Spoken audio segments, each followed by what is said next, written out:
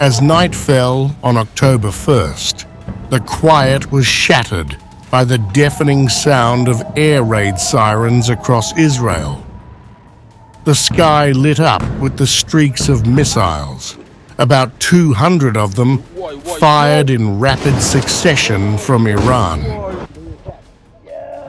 It was Tehran's retaliation for the assassination of Hezbollah leader Hassan Nasrallah, and it marked a dramatic escalation in a decades-long shadow war between Israel, Iran, and their allies. Moments after the first missiles launched, Israel's anti-missile systems roared to life.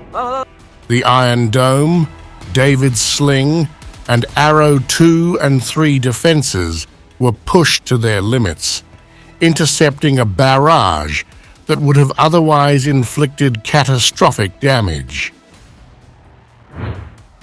For millions of Israelis, the chaotic sprint to bomb shelters became a darkly familiar ritual, while in the West Bank, where much of the violence spilled over, a single reported fatality heightened the tension. The missiles, many of them ballistic, ripped through the night at unimaginable speeds. Iranian Emad and Ghadr missiles, previously launched earlier this year, are said to reach 6 times the speed of sound. But this night was different. Iran had released its most advanced weaponry, hypersonic Fateh 2 missiles capable of tearing through the sky at 10,000 miles per hour. With only 12 minutes to travel the 1,000-mile distance between Tehran and Tel Aviv, Israel had mere seconds to react. The chaos of the attack showed just how fragile even the most advanced defense systems can be. Although many missiles were intercepted, reports soon surfaced of explosions near downtown Tel Aviv. Iranian missiles, or their remnants, had made it through the sophisticated defense systems, leaving a trail of destruction in their wake. "You feel powerless," said one resident in a Tel Aviv suburb, watching through his window as fragments from an intercepted missile slammed into a nearby field. The sky was full of explosions, and yet you knew that even one missile getting through could end lives. Israel's air defense system, often lauded as one of the most sophisticated in the world, was suddenly at its breaking point. The Iron Dome, traditionally used to intercept short-range rockets from groups like Hamas and Hezbollah, was quickly overwhelmed by the sheer volume and speed of Iran's ballistic assault. To stop those, Israel relied on its other systems, the US-backed David's Sling and the Arrow 2 and 3 interceptors, each coming with a hefty price tag. An Arrow missile, designed for long-range threats, costs $3.5 million per shot. David's Sling, which targets medium-range threats, costs $1 million per interception. Facing a volley of nearly 200 missiles in a matter of minutes, Israel's defense quickly ran into the hundreds of millions of dollars. And despite the high costs and the frenetic efforts of Israeli and US military personnel working side by side, some missiles got through. To many in Israel, the attack was a chilling reminder of the constant threat the country faces from Tehran. The scale of the missile attack caught many by surprise. Iran's ballistic missiles, with their speeds, payloads, and volume, proved more than formidable adversaries for Israel's air defenses. Iran is estimated to have an arsenal of some 3,000 ballistic missiles.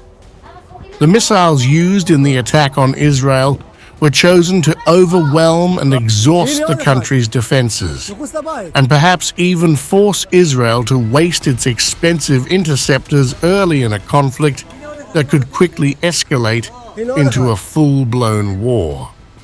Tehran's Fateh-2 hypersonic missiles, launched for the first time, were specifically designed to evade the Arrow 3 system that can intercept targets both in and outside Earth's atmosphere. Reports from the battlefield suggested that Iran launched 180 high-speed ballistic missiles that night, not only to demonstrate its capabilities, but to send a clear message. Iran could and would bring destruction to Israeli cities. Each Fateh-2 missile costs upwards of £80,000, a small sum in comparison to the financial toll it inflicted on Israel by forcing the use of its multi-million-dollar interceptors. And though Israel's response was swift, it was far from foolproof. Missile fragments, or in some cases entire missiles, slammed into populated areas in the heart of Tel Aviv. Explosions rocked the city, shaking the nerves of residents already used to the threat of attack. As video footage emerged of interceptors lighting up the sky, some also showed missiles evading them, hitting dangerously close to civilian areas. The human toll of the night's assault was remarkably low. Initial reports from Israeli medical services indicated only 2 injuries from the barrage, an outcome that would seem miraculous given the scale of the attack. But even for those who escaped physically unscathed, the psychological scars ran deep. "We live with this constant fear," said a mother of 3, huddled with her children in a bomb shelter in central Israel. "But when you hear that siren, your heart still stops, every single time." Despite the barrage, Israel's defenses had done their job, intercepting the majority of the missiles before they could reach the ground. Yet the fact that some had broken through was a sobering reminder of the limits of technology. With each interception costing millions of dollars and every missile that got through posing a potential for mass casualties, the attack raised serious concerns about how long Israel's defenses could hold out in the face of sustained bombardment. Tehran's aggression wasn't just an act of vengeance for Nasrallah's death. It was a calculated move in a broader struggle for power in the Middle East. With Iran's Revolutionary Guard openly threatening further attacks if Israel retaliates, the specter of an all-out regional war looms large. In Washington, U.S. officials scrambled to reassure Israel of continued support. National Security Advisor Jake Sullivan confirmed that American naval destroyers had coordinated with Israeli air defenses, helping shoot down several missiles. Today, Iran launched nearly 200 ballistic missiles towards targets in Israel. The United States military coordinated closely with the Israeli Defense Forces to help defend Israel against this attack.